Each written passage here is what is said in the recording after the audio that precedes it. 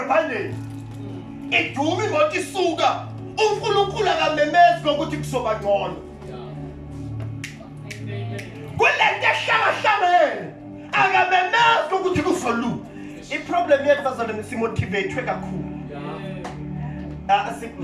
Simotivate inceke ifana nathi sithi kusolunga.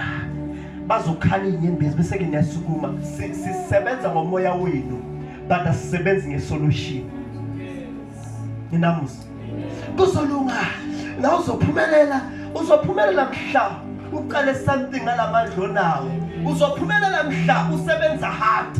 Uzophumelela mhla ufundile wenze zonke nawenza kahle nangabe une-gift ethize u-excela kuyophumelela mhla usukumile wena. So nanga siyakumotivate thina boma sina sithatha iminikelo siphume kanje.